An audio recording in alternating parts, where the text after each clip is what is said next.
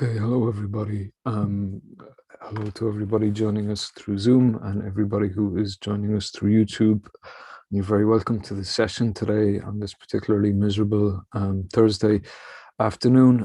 As always, thanks very much for taking the time to come along to the training session. And what I'm hoping to cover today is to talk a bit about active learning, and particularly active learning with a view to online teaching and ways to approach that. As always, if you do have any questions or any observations or want to share anything, please do feel free to make use, for those of us joining through Zoom, of the Q&A session, the Q&A tool or the chat tool. And everybody watching on YouTube, please feel free to use the live chat option in YouTube to ask any questions. And if I don't get to your question during the session, then I will certainly get to it at the end of the session. So yeah, any questions, any comments, any considerations, very welcome. So what I'm hoping to look at today is to talk about some general considerations for supporting active learning in live lectures, selecting online active learning activities, and then I'd like to talk a bit about the different types of activities that one could use within an online environment. And I suppose all of these different activities, they are all doable and they are all kind of manageable within the TEL ecosystem, which is available, and kind of, as is identified with the graphic there, most of those are kind of hooked up to or integrated with Canvas. So all of the various activities, there are tools for facilitating all of these. Now, one thing is that maybe just a bit of a disclaimer to begin with, I'm not going to try and get too into the specific definition of active learning. I find one big disadvantage of working somewhere like MTU is there's always someone who legitimately knows an awful lot more about a topic than me, at least. So when I talk about active learning in this session, I'm not going by a very strict definition of it. I'm kind of interpreting it in a way which I think is helpful for giving practical advice related to online teaching. But very briefly, active learning, some definitions, is a method of learning in which students are actively or experientially involved in the learning process, and where there are different levels of active learning depending on student involvement or any instructional method that engages students in the learning process. Very broadly speaking, active learning, maybe for our purposes, it tends to be quite learner-centered and not necessarily teacher-centered. It encourages participation as opposed to just listening. It adopts a constructivist approach, so there's quite a lot of social engagement and interaction. It can be very situation-driven. It can encourage students to maybe try and practice or put to use in specific scenarios what they've learned. It can involve students reflecting on the meaning of what they've learned, and it can generally encourage higher order thinking abilities and skills. And in terms of why this approach might be useful in the current remote teaching environment we find ourselves in, one big thing is that can support more active participation. Teaching at a distance can be kind of disengaging for students and can certainly be disengaging for staff at times. More active participation very often means more engagement. And that notion of participation and engagement, hopefully part of that is that it reduces pressure on staff. For instance, pressure on staff to kind of constantly be developing material to fill up time, to give to students, to present to students. As I mentioned, it can help create more engagement in an online classroom. It can involve students as co-creators sometimes of knowledge and resources, and those are things which can be used again and again. And it can also help promote learning communities involving students. So that notion that students not only kind of attend class, but they also kind of form communities to support each other, to help each other. And again, all of that is hopefully something which can serve to reduce pressure on you as lecturers. So one initial step, maybe with a view to this, is to think about how an online class might be structured. So one big thing, maybe as an initial suggestion, and I found this very useful myself, is to perhaps think about breaking up a session into kind of smaller blocks. So those blocks can be as long or as short as you want. And you could think of each of these different blocks as focusing on a specific activity are a specific element. And that might be, for instance, you presenting a slide deck. It might be students working in groups. It might be breakout room sessions. It might be students doing things. It might be you asking questions of students. And I won't get too into it now, but the educational psychologist, Katina Smith, suggests that you can give each of these time blocks emotional hooks. And I guess for our interpretation, the notion of an emotional hook is really just kind of, to my mind, kind of a purpose, or kind of, you can think of the emotional hook for each block as kind of just a definition of that block. So, could be a case study, could be a story, could be a teaser, could be whatever is required to stimulate interest. And as I mentioned, you could kind of break up your session into these different blocks according to what works best for you. So generally, I tend to think of my classes as 30-minute blocks. So over a 2-hour session, that's 4 different blocks. But equally, it could be 20 minutes, it could be 10 minutes. One block could be 10, another block could be 40 minutes. However you kind of do that or approach that is up to yourself. And as I mentioned, you could kind of maybe consider a block to be a single timed activity. Now, because I'm a fairly simple soul, kind of an analogy that I sometimes use for this is Lego. An initial step in kind of structuring my class with a view to online learning might be to set out my blocks. Each of those blocks is a different activity. And when I have the correct blocks selected, they can be arranged and organized in a way that gives a class a specific structure, which I can then plan and facilitate. And I guess this notion of dividing it up into blocks, selecting the activities that will kind of be part of each block or represent each block, I found it just to be a very useful way of being able to decide, okay, this is what I'm going to do with them in my next class. For that to happen, I want to have these slides ready. I want to have just, a 1-sentence brief for them to this effect before I put them into breakout rooms. I want to show them this video, so I'm going to have this lined up. And that kind of process of breaking a class, you can think of it just as a certain set of time, for instance, an hour or 2 hours, into the different blocks, into the different times, into the different activities. All of that can be very useful for me, just as a way of planning a session and kind of making it easier on myself. So this is maybe an example of for example, a 2-hour lecture, which I have to give, and an approach which I might maybe use for that. So I might begin the session with kind of 20 minutes of an icebreaker activity. That icebreaker activity could be anything from asking, for instance, if they're brand new students, asking them to introduce themselves. But very often, kind of during the semester, what I refer to as an icebreaker activity is really just letting them ask any questions in terms of what they might not have understood from the previous lesson. If there was any kind of difficulties any of them are finding in kind of working on their assessments, if anybody had any observations or found any resources that they want to share with the class. So potentially 10 or 20 minutes at the beginning, just to kind of offer that. After that, I'd maybe do 30 minutes of a presentation. I'd follow up that presentation by getting them to do a particular activity. I'd follow up that activity with another presentation, and I might do 10 minutes at the end as a group work activity. So put them into breakout rooms, or ask them to work in pairs, or pick a student at random and ask them to kind of share their thoughts or talk about something. Now, obviously, this is not this specific example that I'm giving. That's not something which I'm recommending everybody adopt.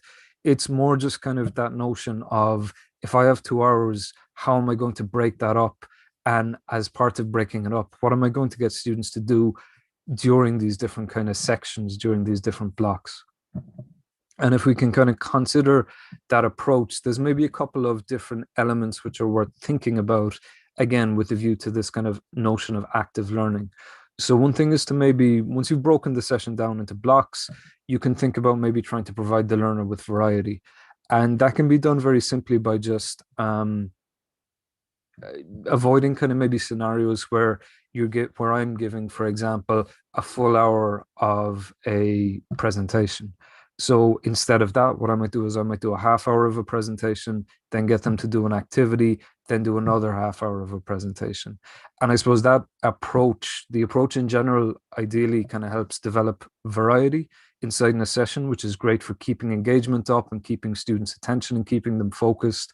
And it also helps, I suppose, kind of vary the session so that they're not just kind of constantly passively taking in information, but there's opportunities for them to actually put it to use. Now, obviously, the different kind of type of activities that I might ask them to do, I'll talk about that a little later on in the session. Um, and obviously, I certainly don't want to kind of give the impression that thou must or thou shalt kind of do any of this. Very often, for pedagogical reasons, giving an hour-long presentation using slides, using demonstration might be absolutely appropriate. So please don't take any of what I'm saying too literally. This is more just talking about the approach and how one might consider breaking up a session to support an active learning approach. And if that is possible, I suppose the golden rule there in terms of variety is to include a few different things and maybe trying to avoid having, for example, two trainer presentation blocks back to back, to maybe put something in the middle in terms of an activity or an opportunity for them to put it into practice. Think about ways to break learners out of their shells. I'm aware that this is much easier said than done. But I guess in general, a lot of the nonverbal social cues we have in real life classrooms, where you can make eye contact with the student, where you can gesture to them, where you can vary your vocal tone, where you can see that someone is about to speak or raise their hand, those can be missing online. So it's not that that kind of engagement can't be replicated online. It maybe just needs a little bit of planning. So ways to prompt people to contribute might involve building in activities. It might involve picking people at random. It might involve adding in kind of different, getting them to kind of talk to each other. And at a minimum as well, and I'm sure ye have probably encountered this, it might mean waiting out students. So when I ask a question in a face-to-face environment, usually 10 seconds is a long time and people feel kind of prompted to speak.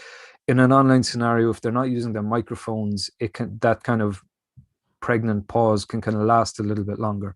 And very often that might be because students they might be typing something into the chat box. They might be struggling to turn on their mic. They might very often be seeing who else is going to speak. And without kind of being able to see what people are doing, that can last a little bit longer. So maybe getting used to that kind of pregnant pause and kind of waiting out students in an online context. It takes a little bit of getting used to, but it genuinely does. When you are used to it, it genuinely does mean that kind of classes can be as engaging as they usually are. It just maybe takes a little bit longer. One useful approach, obviously, is to think about activities which align with what you were teaching. So selecting specific activities that might replicate elements of what you were teaching, or that might replicate what a student will do in a particular role. So when they're finished their qualification and they go out into the world of work, what they might actually be doing in their job roles, and trying to select activities which align with that. So I'll speak a little bit about that, but maybe some examples. If you're teaching them about stuff like soft skills, get them to do a role play or get them to do a pitch or a presentation. If you're teaching them about problem solving skills, getting them to work in groups. If you're teaching them specific software, maybe giving them templates to use or getting them to show you through sharing their own screens how to do a particular activity with a particular piece of software. And again, in a similar vein, trying to make it personal, trying to make it useful to them, all of that is a very good way of trying to support active learning. And one thing may be worth considering as well, given the current situation we find ourselves in terms of remote teaching, is maybe thinking about pre-class and post-class activities as part of the learning process. And I suppose, again, this is something which hopefully can kind of save you effort and difficulty in the long term. But maybe thinking about having students do something before they become to class, or maybe giving them some kind of formative activity or activity to do after class. And I guess the benefit of them being able to do, or of them having to have done something or looked at something before class, is that they come to the class ideally with something prepared and kind of primed for learning. And you can very often kind of link that to an activity. So the first 20 minutes might be, okay, I asked everybody to go off and look at this particular case study. What did you think? Tell me your interpretation of that. Providing or encouraging some kind of post-class activity can be very useful, just as a way to get them to reflect, to get them to discuss with others what they did. And again, things like discussion forums are a very useful tool for that. or encouraging them to put what they did into practice and to share their feedback with other students, either on something like a Canvas discussion forum or else as part of the next live class.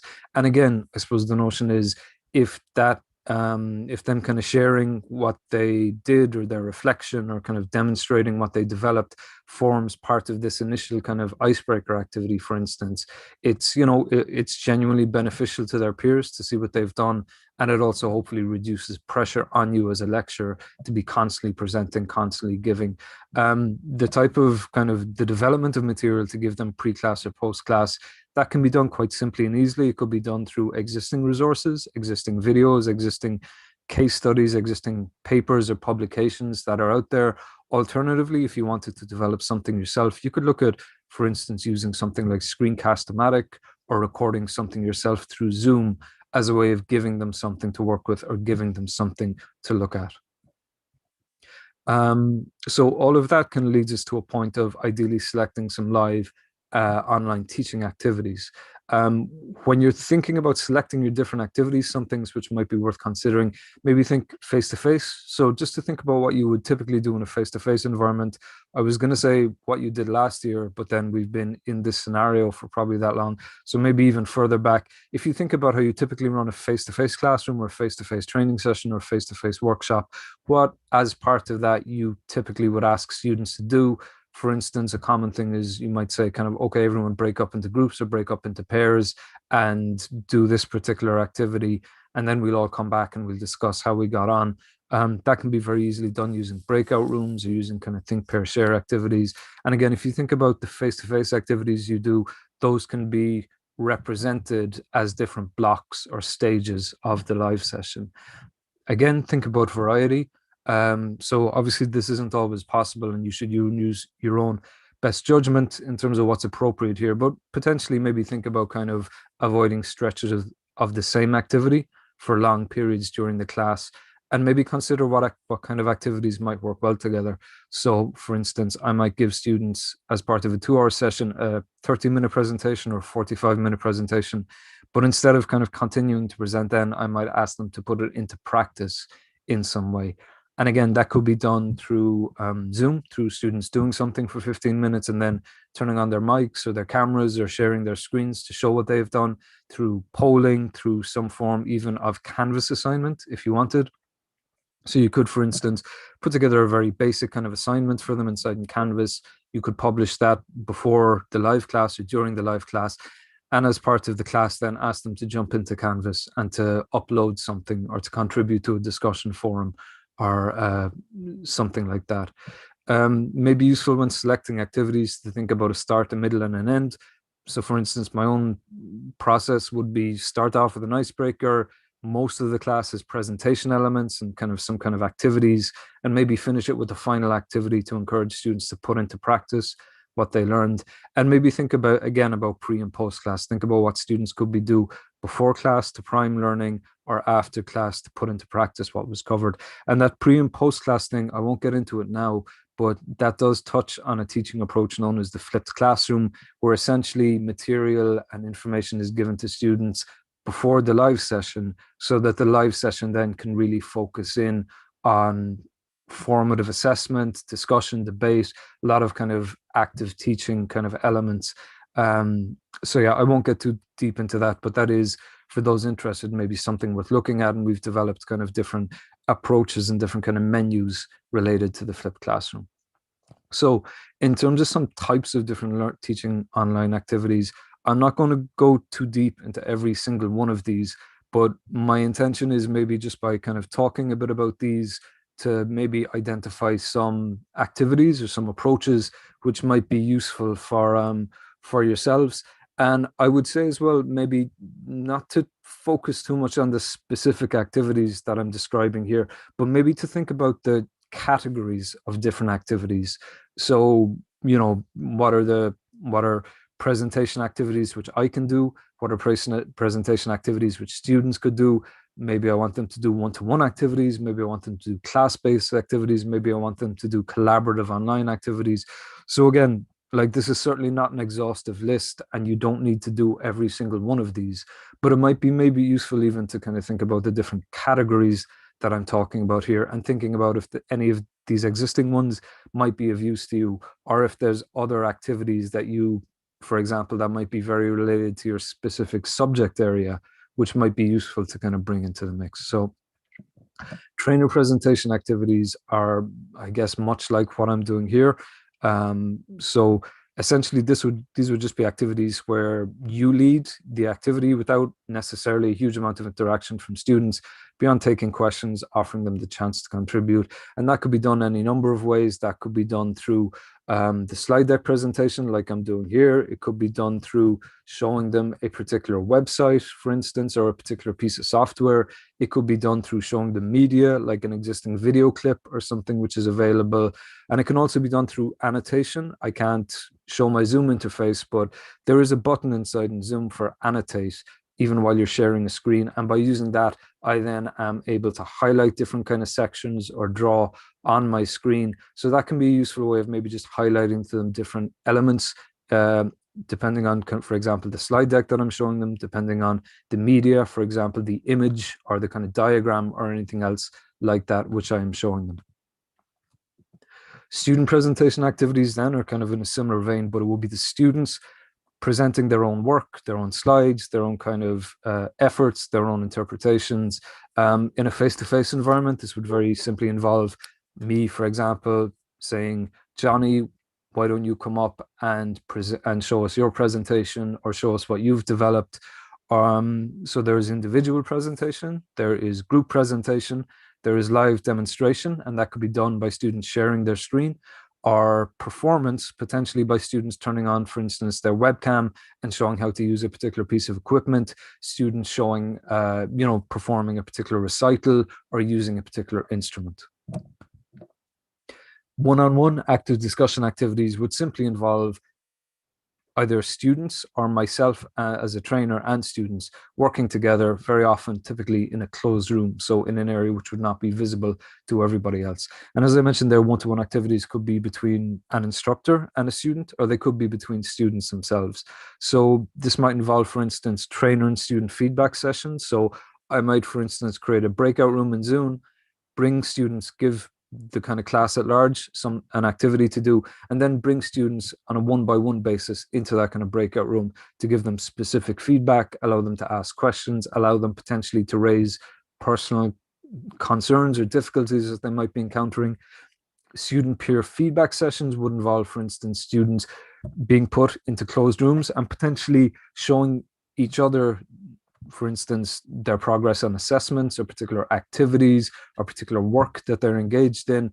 And I can request that those students would give feedback to each other. And that is useful for developing kind of analysis skills in students, critical thinking skills in students, even communication skills in students in giving each other feedback. Think, pair, share activities then are essentially kind of a process of getting students to work typically in kind of one-on-one pairs, although it could be extended to kind of involve larger groups of students. And that would simply be putting students, for instance, through breakout rooms, into kind of closed meeting spaces with each other, giving them a particular task to do. So for example, I could give them a problem, I could ask them to brainstorm on something, I could ask them to solve a particular equation, giving them a certain amount of time, for instance, 10 minutes to do that, and then all of us coming back into the main kind of Zoom classroom, and I could ask students kind of one by one to explain their work, explain how they got on. I could pick them at random to demonstrate to the rest of the class how they got on, all of those different kind of elements. So think, pair, shares are very useful in that they can be kind of used for any kind of type of activity, and they're a good way of maybe getting students to work together or to collaborate together. Group-based discussion activities then are very similar to the other elements which we outlined in the previous slide, but would essentially just involve students working in groups. So breakout room discussions, breaking students up into breakout rooms in Zoom and asking them to collaborate is a useful kind of approach to this. One thing worth noting, although I'm sure you're all aware of it as well, is that in breakout rooms in Zoom, students have the ability to turn on their mics, share their screens, pull up a shared whiteboard. So all of those different tools are available to them. A think, pair, share activity, like I already described, could be applied by students kind of working in groups instead of just pairs. And a role play activity can be useful just as a way of giving students the opportunity to maybe, like I mentioned earlier, try and envision or kind of recreate or simulate a particular scenario, maybe kind of based on the kind of job they would have after they finish their studies, and to kind of look at that particular scenario then from different perspectives by giving them particular roles. So I might say, for instance, okay, I'm going to break you up into groups of 3, put you into your breakout rooms. I want one person to be the client. I want one person to be the developer. I want one person to be the end customer. Here is the scenario that I want you to enact. And when we all come back into the main session, I want you to outline your experiences, see if anybody kind of found any viewpoints that they maybe had not considered before. Class-based discussions activities then would very often just be activities which might involve the entire class contributing to a single discussion or to a single space. These would very often be led by trainers such as myself, but it would certainly involve students doing most of the contributing or most of the talking. So icebreakers, like I mentioned previously, could be used as a way of students introducing themselves to each other, or they could be used as a way of just offering the floor to anybody who might be struggling, anybody who might be encountering difficulties with their assessment, who might want clarifications based on the previous kind of session. And again, one of the advantages here is that the temptation would obviously be for me to, as a trainer, to answer those questions, but it can be a useful way of getting other students to maybe try and support each other, to offer kind of peer feedback, to kind of engage with each other. The class whiteboard, as I mentioned before, is something which can be kind of quite easily and usefully pulled up. So within Zoom, if I just stop sharing for a moment, instead of sharing a screen, it is possible to share a whiteboard, and that kind of shared whiteboard then can be used by, if needed, the entire class. There is an option in Zoom under More to enable annotation for others. So I can draw on the whiteboard, but the entire class can potentially contribute to the whiteboard as well, if needs be. So that kind of notion of a shared whiteboard can be a very effective kind of tool, an effective way of getting students to all contribute to the same space together. And a fishbowl discussion essentially involves me giving students, for instance, 2 students, a particular activity to discuss or to debate or even to role play. And the notion with the fishbowl discussion is that once it's only, let's say, 2 or 3 students talking at once, but what I might do at any kind of point in time is I might swap one student out for one of the students who's not already in that group. So if you can think about kind of, for example, in a physical classroom, the majority of students are kind of sitting at the edges of the classroom. There's maybe 2 or 3 students in the center. And what I might do, and the 2 and 3 students in the center are kind of the people responsible for the discussion. And what I might do is I might say, okay, thanks very much, Jane. I want you to leave this discussion. And Jimmy, I want you to take Jane's place and pick up where she left off. Collaborative online activity, as I already mentioned, would be essentially kind of ways of students contributing to kind of a single shared space. So the whiteboard I already demonstrated is one way of getting students to be able to contribute to a singular kind of space. There are a lot of tools out there which allow for brainstorming, which would essentially be a way of encouraging all students to contribute ideas or to contribute notions to a singular space. There is the idea of, mind mapping, and there's a lot of different kind of online tools. This is one, for instance, called Mind Map, which would allow students to kind of collaboratively, contribute to a specific mind map. There are online walls, and one online wall tool which we're very interested in and which we're hoping to kind of provide a pilot for over the next period is Miro, which is essentially just this kind of online visual platform where all students can contribute to a single space through, I suppose we could maybe consider it kind of some way similar to giving students a lot of post-it notes and allowing them to kind of apply those in different kind of scenarios and as part of different contexts.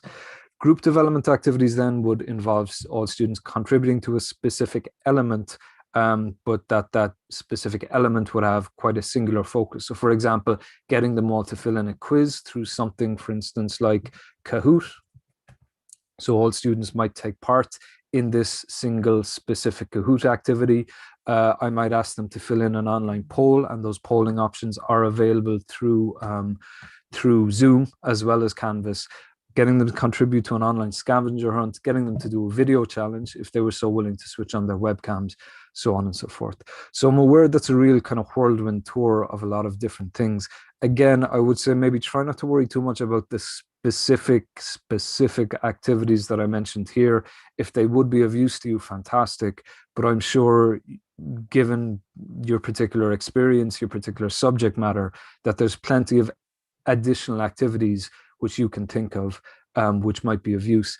I would say maybe instead what might be more useful is to maybe think about the different categories which are available. And those different categories, if you think about the different categories, I think you'll in a more easier way come up with your own activities. So if you think about kind of presentation activities that I as a trainer might do, what do I already do in the face-to-face environment? What other kind of things could I be doing if I want to get individual students to contribute at a certain point in the class?